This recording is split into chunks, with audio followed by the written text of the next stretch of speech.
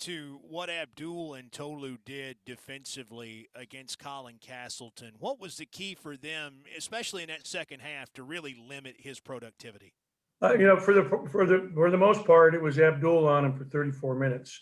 Tolo was on him for a few minutes, did a great job. What I thought Tolo did great defensively, Neil, was we were switching at times, and they had number two in the game, the Russian kid who can really shoot. So he ended up guarding perimeter players that are incredibly quick, like Appleby and like Mann, and did a phenomenal job staying in front of the ball and contesting shots. I think this is a career high for him in block shots, if I'm not mistaken, because he had three blocks a day. He played both ends really well. 27 and 14 is eye popping, but getting three blocks and playing the kind of defense that doesn't show up on a stat sheet is huge for us as well.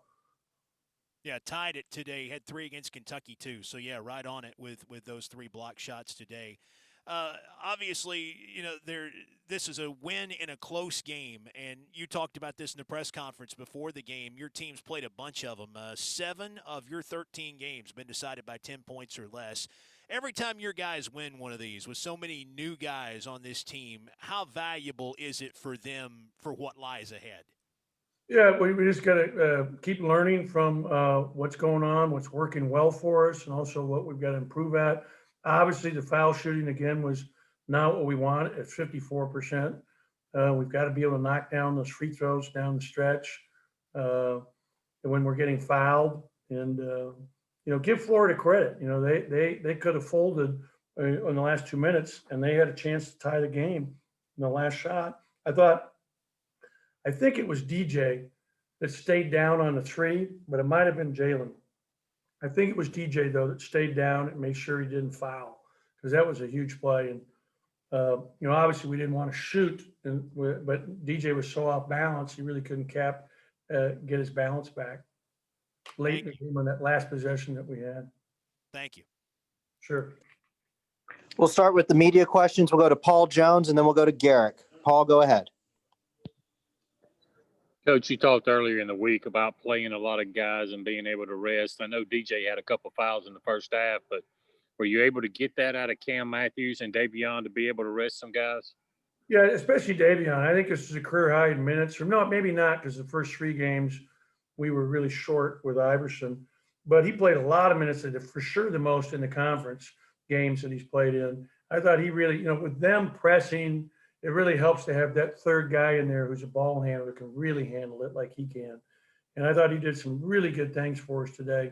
Offensively, attacking, distributing, handling the double teams. He had a good pass to Abdul, who caught the high post and then hit Tolu down low for an and one opportunity against the press.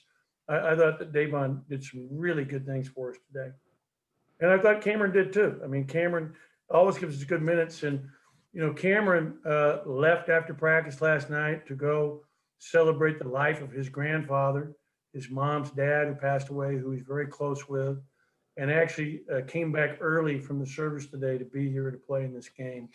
And, our prayers and our love are for the Matthews family and this difficult time as they are mourning the loss of the patriarch of their family.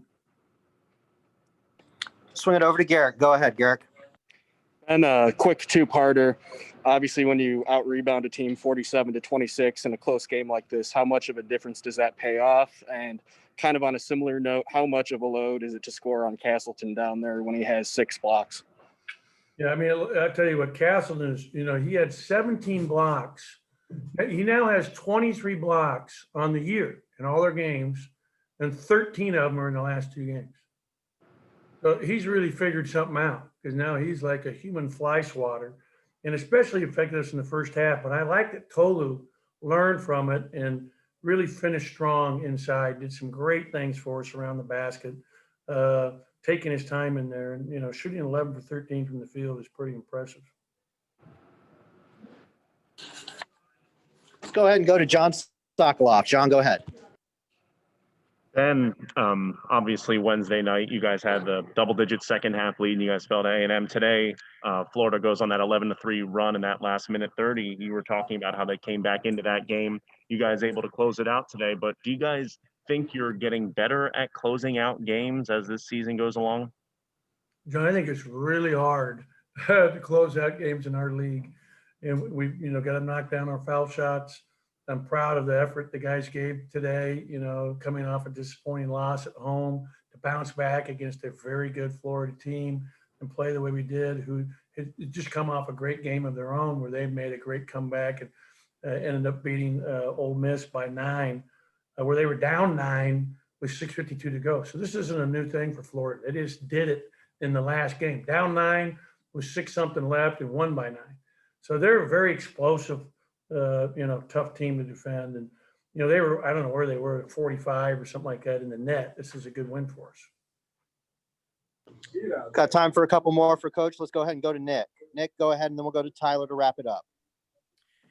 Hey, Coach. So obviously you guys have one of, if not the best backcourt in the SEC. But how scary can this team be if you get a third guy like Tolu did today to step up and give you that level of production? Tolu's been doing it all year. He's averaging double figures. In fact, that threesome of Iverson, DJ, and Tolu is the second highest scoring trio in our conference.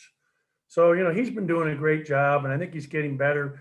We had the game against Kentucky where, he was really rushing, against that length and that size. And since that point, I think he's done a much better job. We just got him the ball better today.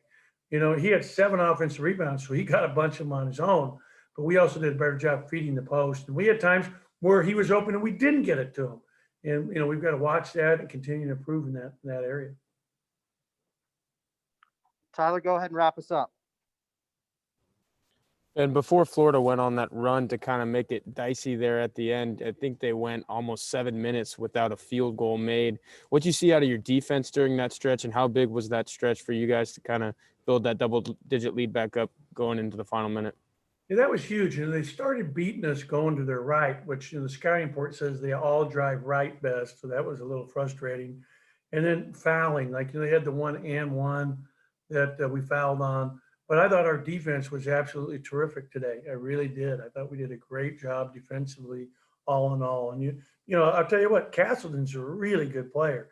DJ Stewart guarded Trey Mann today, and Mann was 6 for 17, and DJ had a lot to do with that. I mean, he's our best perimeter defender. I thought he was tremendous today with his defense. I thought Druzy, number 4, is a really good player. He only had 4 points, both of them jumpers.